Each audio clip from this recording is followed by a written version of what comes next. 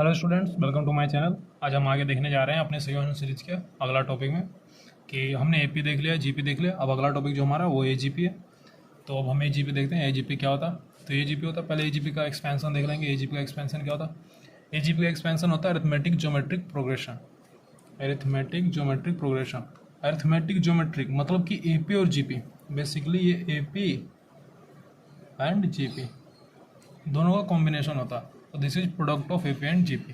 पहले एपी का टर्म हम लोग जानते हैं, a plus d a plus two d, ये इसका होता है जनरल टर्म। जीपी का जानते हैं, A R A R square A R Q, ये होता है। अब इसमें ए इक्वल टू 1 रख देते हैं कन्वीनियंट के लिए, ताकि मल्टीप्लाई करने में आसानी हो। तो हमारा जो जीपी बन जाएगा 1 R R square R cube. AP हमें पता, जीपी हमें पता। जीपी में ए की वैल्यू हमने 1 ले ली है, ठीक है, ताकि डिराइव करने में आसानी हो। हम बस से डेरिवेशन सिंप्लीफिकेशन के लिए, आप ए लेके भी डिराइव कर सकते हो। और उसके बाद यहाँ ऑलरेडी ये ले रखा है, तो यहाँ पे ए की जगह पे आप कोई और टर्म ले सकते हो, जरूर नहीं कि सेम हो। तो हमने ए की जगह पे 1 ले लिया। ए पी है, जी पी है, दोनों को मल्टीप्लाई करो। ए इंटू 1 क्या होगा? ए होगा। ए प्लस डी इंटू आर क्या होगा? ए प्लस डी इंटू आर। तो ये देखो हमारे ए जी पी का सीरीज कैसे आ रहा है, जो है हमारे साइमल्टेनियसली जो भी टर्म है, ए की कॉरस्पॉन्डिंग 1 है, ए प्लस डी के कॉरस्पॉन्डिंग आर है, a plus two d corresponding r है, आर स्क्वायर है सॉरी। तो ये हम कॉरस्पॉन्डिंग टर्म को मल्टीप्लाई करके A G P A P G P का प्रोडक्ट है, प्रोडक्ट ऑफ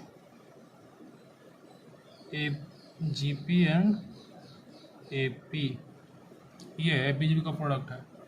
और ये हमें मिल रहा है कॉरस्पॉन्डिंग टर्म को मल्टीप्लाई करके। तो यहाँ पे देखिए टी एन क्या है, ए जी पी का जो हम निकालेंगे जनरल टर्म वो भी क्या होगा? मल्टीप्लाई होगा। ए पी का जनरल टर्म ये होता है, जी पी का ये होता है, हमने उसको मल्टीप्लाई कर दिया, तो term of A G P आ गया।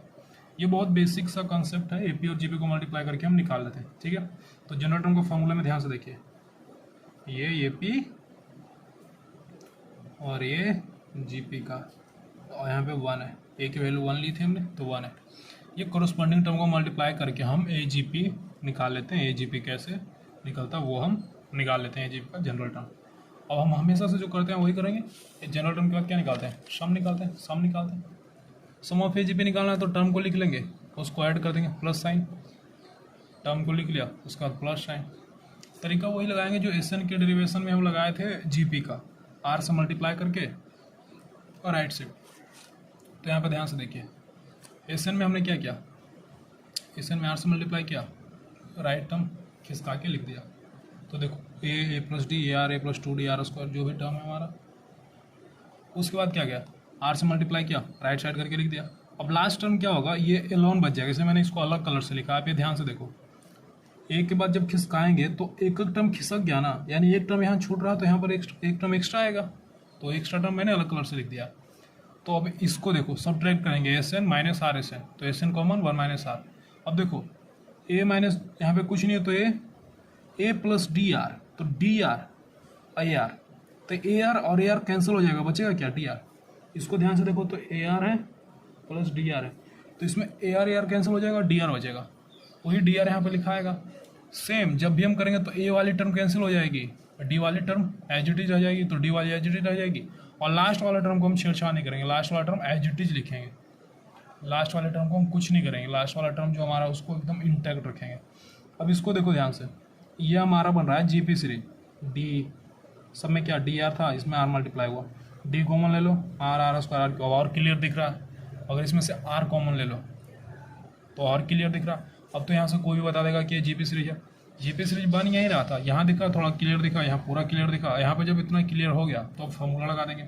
ये लास्ट टर्म है, last term as it is लिखेंगे, इसको कुछ नहीं करेंगे हम, ठीक है। ए लिखा plus D R, G P का फॉर्मूला क्या होता है? 1 माइनस आर की power N minus 1 minus R लगा दिया, लास्ट टर्म को एज इट इज लिख दिया, as it is same to same. ये हमारा एस एन का फॉर्मूला आ गया। एस एन के फॉर्मूले में इधर भी लेफ्ट साइड में देखिए ध्यान से, तो 1 माइनस आर है, उसको हटाने के लिए क्या किया? 1 माइनस आर से डिवाइड कर दिया, 1 माइनस आर से डिवाइड कर दिया। तो यहाँ पे देखो ए अपन 1 माइनस आर आ गया, ए में 1 माइनस आर डिवाइड किया, इसमें डिवाइड किया तो 1 माइनस आर पहले था, तो इसका स्क्वायर बन गया, इसमें कुछ नहीं था तो 1 माइनस आर आ गया। तो ये आप ध्यान देखो कि कैसे हमने एस एन का डेरिवेशन किया। ये बस डेरिवेशन बता रहे हैं, इसमें आपको तरीका याद रखना। क्वेश्चन सोल्व करेंगे हम इस मेथड से क्वेश्चन सोल्व करेंगे, फार्मूला नहीं यूज करेंगे, फार्मूला आपको याद नहीं रखना, तो मेथड याद रखना। एस एन लेंगे, उसमें आर से मल्टीप्लाई करेंगे, राइट साइड शिफ्ट करेंगे, एस एन लेंगे, आर से मल्टीप्लाई करेंगे, राइट साइड शिफ्ट करेंगे, लास्ट टाइम इंटैक्ट रहेगा, बीच में जो सीरीज बनेगी जीपी की बनेगी, और उससे फिर हम प्रॉब्लम सोल्व करेंगे। ये हो गया। और यहाँ पे फिर एस इन्फिनिटी हमारा अगर एस इन्फिनिटी निकालना हो तो क्या करेंगे, N tends to infinity, N अगर इन्फिनिटी रखेंगे और आर की वैल्यू -1 से 1 के बीच में रहेगा तो क्या होगा, R to the power -1 zero हो जाएगा, ये भी जीरो हो जाएगा। अगर ये जीरो हो गया तो ये पूरी की पूरी टर्म जीरो हो जाएगी, ये टर्म जीरो हो जाएगी, यानी एस इन्फिनिटी में ये टर्म नहीं आएगी, इसमें टर्म आएगी, लेकिन 1 माइनस ये तो जीरो हो गया तो d r by 1 minus r square आएगा, d r by 1 minus r का होल स्क्वायर आएगा। ये अपन 1 माइनस आर में तो कोई टेंशन ही नहीं है, इनकी टर्म ही नहीं है इसमें। आर की वैल्यू यहाँ पे -1 से 1 के बीच होना चाहिए, जिसको ऐसे भी लिखा रहता है कहीं कहीं मॉड आर लेस देन 1।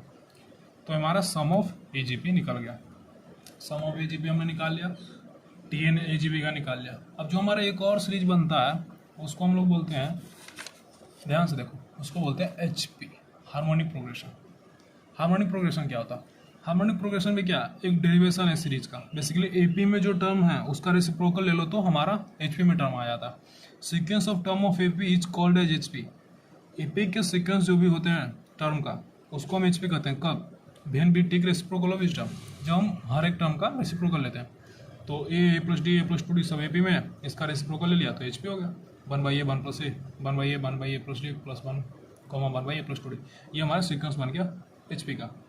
अब इसमें ध्यान रखें कि ये इंपॉर्टेंट नहीं है, मेन कॉन्सेप्ट ये है, ये आप याद रखना, इंपॉर्टेंट कॉन्सेप्ट है कि फॉर सोल्विंग क्वेश्चंस, क्वेश्चन जब भी सोल्व करेंगे हम कैसे करेंगे, approach it like AP, take reciprocal of terms and calculate further. जब भी कोई क्वेश्चन एचपी का आए तो उसका रेसिप्रोकल लेना है, उसको एपी की तरह सोचना और क्वेश्चन को हमें एपी के जैसे सोल्व करना है। तो ये बात याद रखना है कि हमें जब भी क्वेश्चन मिले एचपी का, एपी के जैसे सोल्व करना, ठीक है। B use property of AP while solving the problems. हम लोग एपी का प्रॉपर्टी का यूज करेंगे, एचपी का अपना कोई प्रॉपर्टी नहीं होता, हम एपी की प्रॉपर्टी का यूज करके सोल्व क्वेश्चंस को करेंगे।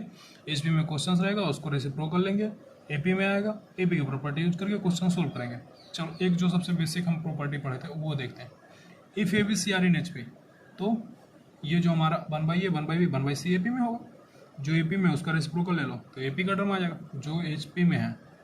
ध्यान से सुनिएगा, if A B C are in HP, अगर कोई टर्म एचपी में है, 3 टर्म एचपी में है तो उसका रेसिप्रोकल एपी में होगा, ठीक है। तो अब ध्यान से देखो, एपी में तो हम प्रॉपर्टी जानते हैं कि twice of middle term is equal to sum of first and last term, वो हमने कर दिया, twice of middle term is equal to sum of first and last. यहाँ से प्रॉपर्टी आ गई हमारी, ए सी एलसीएम हो गया ए प्लस सी 2/b, क्रॉस मल्टीप्लाई करेंगे 2ac बराबर ए प्लस सी इंटू बी, बी की वैल्यू निकालेगा तो ए प्लस सी से डिवाइड हो जाएगा। तो ये हो गया important property AP GP HP के। तो यहाँ पे ध्यान देने वाली बात है कि एचपी का क्वेश्चन डायरेक्ट हम सोल्व नहीं करते हैं, ये 3 टर्म करने आप चाहे तो याद रख लीजिएगा, क्योंकि ये बाद में जब मीन पढ़ते हैं मीन तो उसमें काम आता है। 3 तरह के मीन पढ़ते हैं, AM, GM, HM, तो ये इसमें काम आता है, arithmetic mean, geometric mean, harmonic mean. खैर अभी इसकी कोई ज़रूरत नहीं है, तो आप ये ध्यान रखोगे, ठीक है।